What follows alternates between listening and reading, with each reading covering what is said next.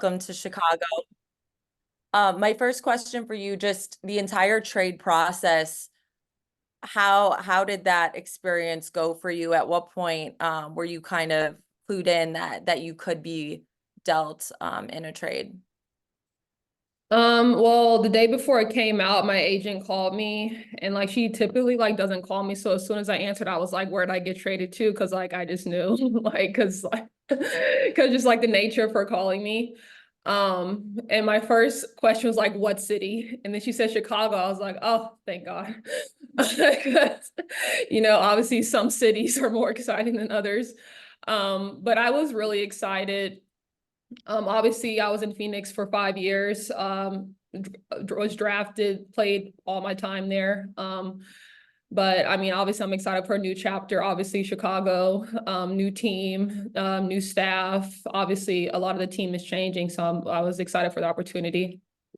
Yeah, just a follow up to that. This is a very transitional time in the franchise's history. I'm curious from an athlete perspective, how you approach that. What excites you specifically about that? And what do you feel like you bring to this team that is such a positive in, again, like I said, such a transitional moment? I think just playing for a legend like Teaspoon is really exciting. I went to school at Notre Dame, so I'm familiar with the Chicago area. Sorry, what was your second question? Just The as an second part. athlete, like what's the thoughts on joining a franchise, joining a team in a transitional moment? Is it excitement? Is it like what kind of thoughts are associated with that? I feel like I've been seeing like a lot of transitions in my career lately. I mean, obviously we had quite a few coaching changes in Phoenix the past couple of years. So I think just adding another transition in there kind of suits me well, honestly. But obviously, coming in, I think everyone might be coming in kind of like on a fresh page because like no one played for the staff before. So I think it's really going to be a learning process initially. Obviously, a lot of the team has changed from last year, but we're pros. I think we're going to adapt well and get with it quickly. Cool. I'm just gonna follow up with Diamond real quick. Diamond, how are you? It's good to see you. Welcome back to Chicago. I Yes. feel like I feel like I'm having deja vu seeing you back on Zoom. So it's great to see you. But my first question for you is just, the opportunity to come back to Chicago. Why did this feel like the right team to return to the WNBA with? Um, yeah, I mean, geez, I don't even know where to start. I think that the time that I spent in Chicago prior to going to Phoenix, were some of the best years of my career, and I was able to um build relationships and create bonds with people there that were part of the organization, who 2 years later, didn't hesitate at an opportunity to bring me back. And after going through the things that I've been through the past few years, those are the type of people that I need to be around, So I'm super fortunate to have um, left that type of impression on the organization, honestly, to take what some might feel is a risk. But I believe that the people there know who I am, they know my character, they know my game, and understand that a healthy Diamond DeShields is good for any organization. So I think that I'm just very grateful for the seeds that I sowed early in my career, to the people of Chicago, the organization, and the city. And I'm just really looking forward to getting back to work. And then, sorry, just one more follow-up. The team you're joining is obviously very different from the one you left. You are a different player than the one that left. Um, what excites you about that? Or is excitement not the right word? You know what, Annie? I haven't played basketball in like almost 300 days. Okay, so I'm excited just to play basketball. It doesn't take much. It doesn't matter to me that the team is different. It doesn't matter to me that the staff is different. Um, it doesn't matter to me. I'm just really looking forward to a chance to, you know, hear that buzzer sound off and be a part of a rotation and like play a basketball game. You know, I've been through so much, and I'm just very fortunate that any opportunity that I get moving forward, again, is just an added bonus to my life and to my life story. And yeah, I mean, there's no better place to do it than in Chicago, where it all started for me. So very excited. Thanks, Diamond. Thanks, Bree. We'll go to Cheryl, then Carly Bell. Hello, ladies. How you doing? First, with Diamond, what's your health look like? I know it's been a roller coaster, but what is going Wait, on? Cheryl, I'm sorry. I think I'm having trouble. I can barely hear you. I can barely hear too. Sorry, can you hear me now? Yeah. I'm at a bold practice. I'm trying to get Wi-Fi. I'll just send the question. Okay, Cheryl. Yeah, we'll circle back. We'll circle back. We'll go Carly Bell. Hey ladies, Carly Bell with Marquee Sports Network. Nice to meet you guys both virtually. My first question is going to be for Bree. You know, with spending all that time, and you've said you've had so much transition, you know, in your career, there is some stability coming with you with Crystal Robinson joining this coaching staff. What's just your interactions? What have your interactions been with her when she was with Phoenix in 2022? And what are some of the coaching styles that you appreciate that Crystal Robinson can bring with Spoon together? I really appreciate C-Rob's honesty. She's gonna keep it real with you. She's not gonna sugarcoat anything. If you're having a terrible day, she's gonna let you know. If you're having a great day, she's gonna let you know. So I will always appreciate C-Rob. I was so excited when I saw the announcement that she was joining the Chicago Sky staff. I think she's a remarkable person. She's entertaining. She's a great basketball coach, has a great mind for the game. So I have nothing but positive things to say about C-Rob.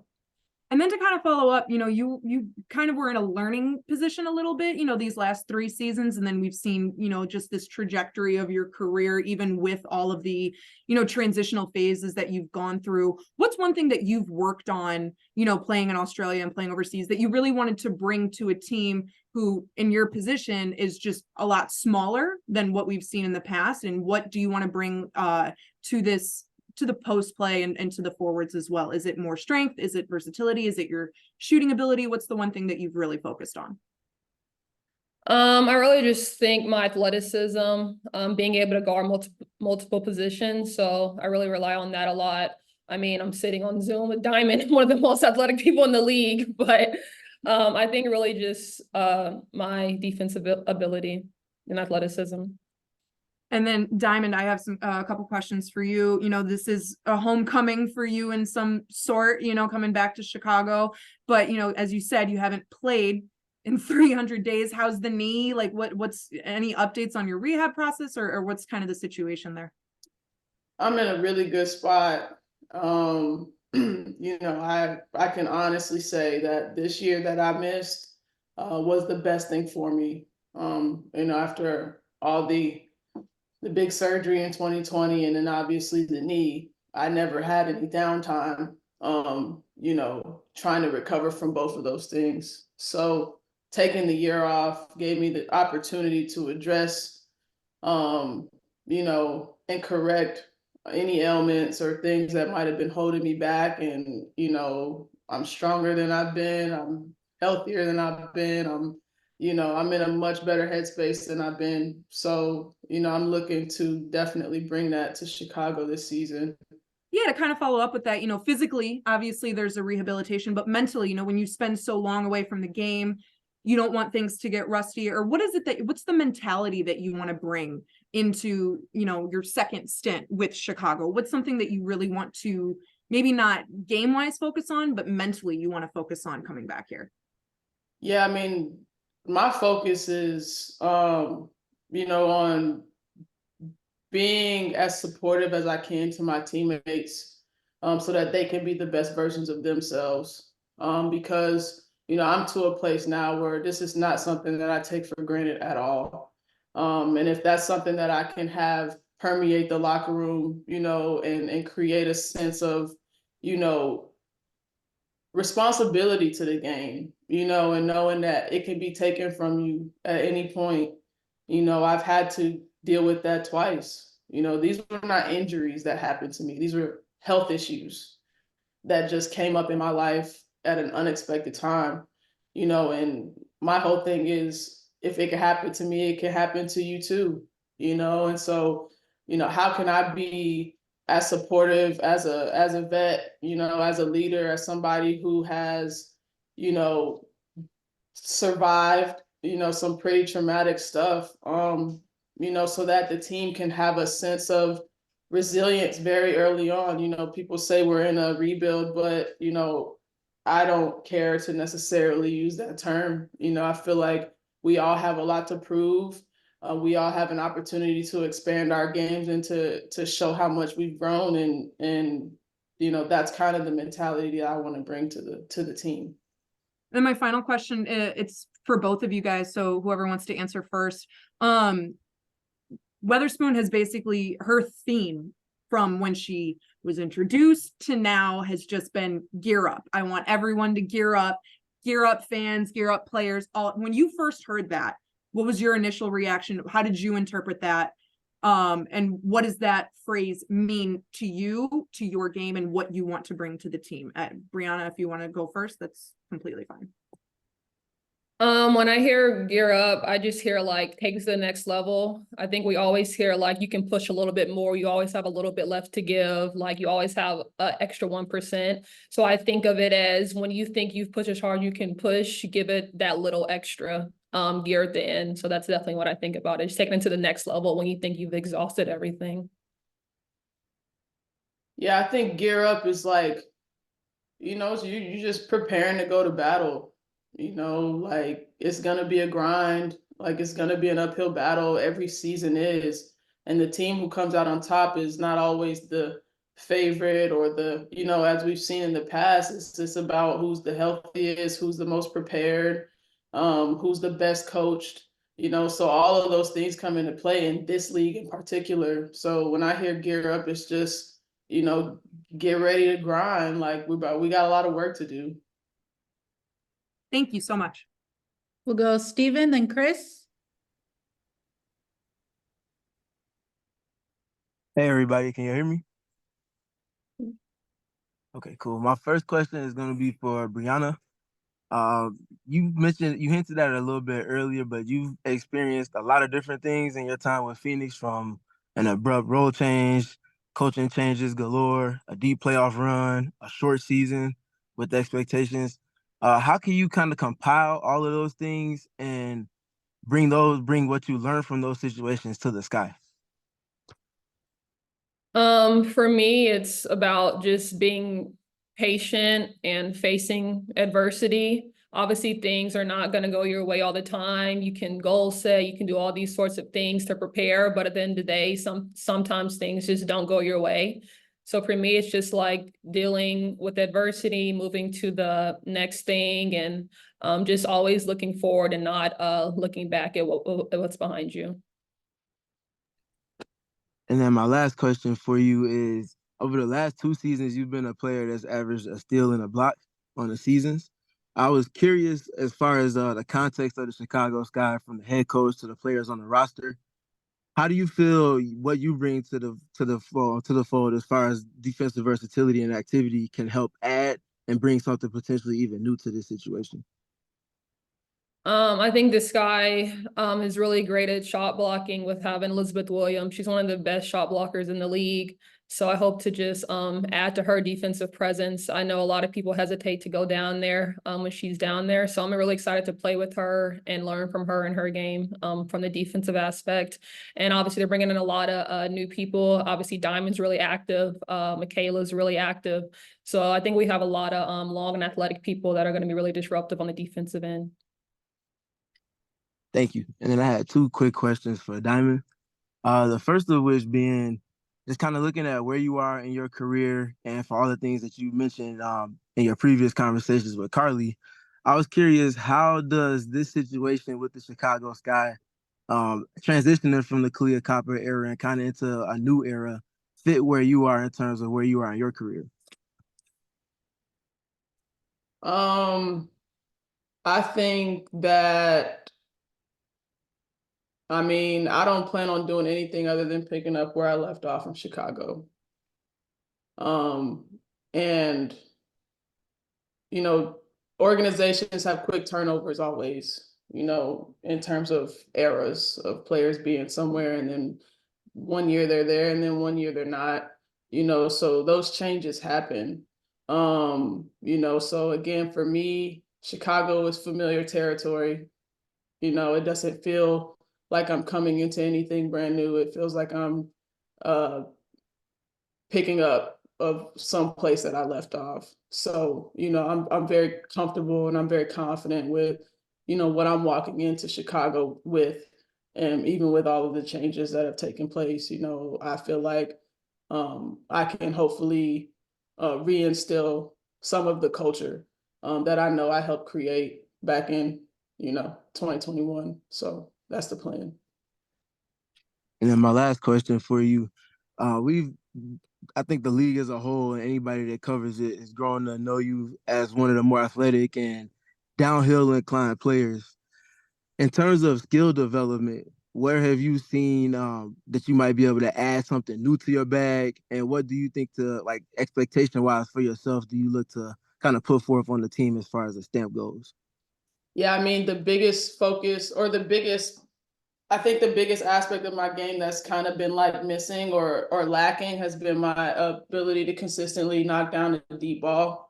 You know, so I've had more than enough time to spend in the gym working on shooting, and I'm very comfortable with the progress that I've made. So that's really the big development that I'd say that I've added to my game, because you know I know that once I'm able to consistently knock that down, the floor is just going to open up for me and for the rest of my teammates, so that I can create and be a playmaker. Thank you. We'll go to Chris and then follow up Annie real quick. Hey guys, nice to see you guys again, especially down in Chicago.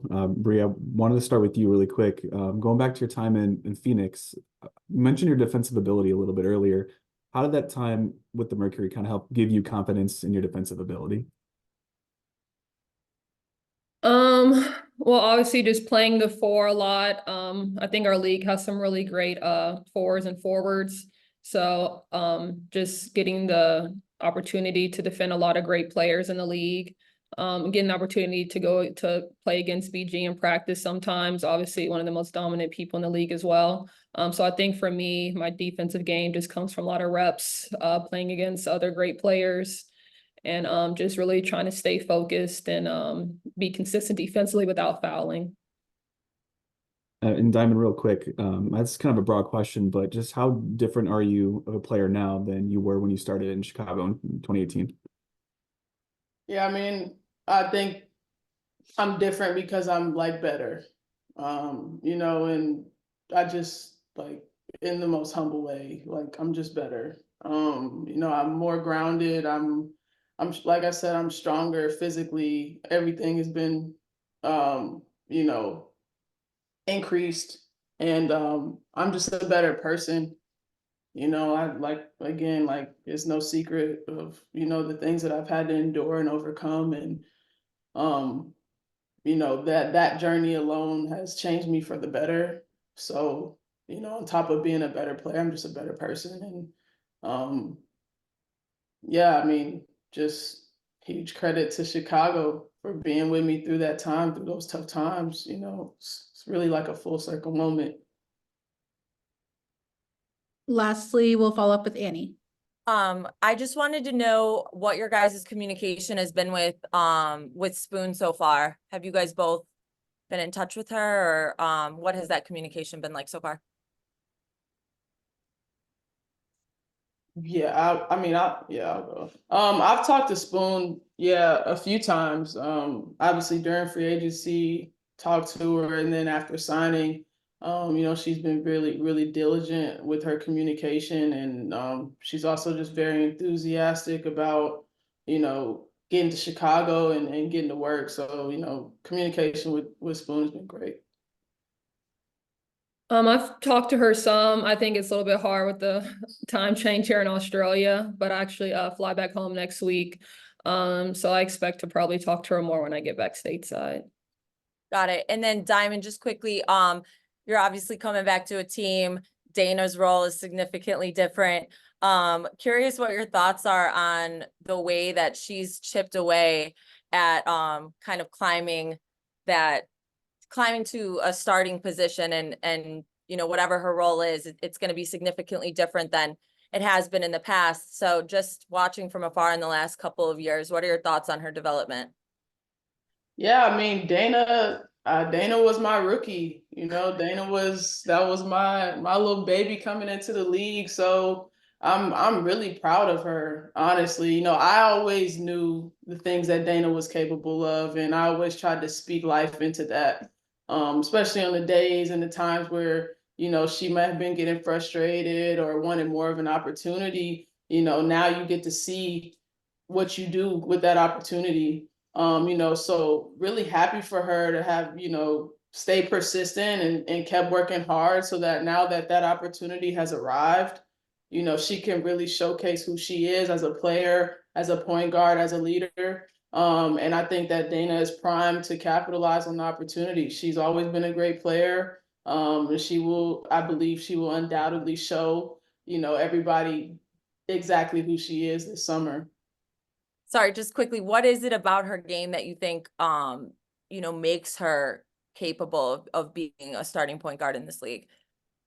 Oh, well, firstly, I think Dana's ability to defend is going to set her apart very early on as she tries to find herself offensively. I think that that's something that she can consistently bring each and every night, knowing that she's going to be going up against, you know, always going up against great talent at that point guard position. And then you've got her ability to just outright score the basketball. I mean, when she's doing both of those things, she just makes the team better. She makes the team fun to watch. She leads a defensive front. You know, she can do all of those things with those abilities. So I think defensively, firstly, but then obviously, you know, Dana can get going offensively as well. Cool, thank you. Great to see you. Thanks. Thank you, Brianna. Thank you, Diamond, for joining. We'll let you guys go. Media folks, we'll be sending an updated advisory about the availabilities for the rest of the week, so be on the lookout for that. All right, thank you guys so much. Thank you all for joining. Thank you. Thank you.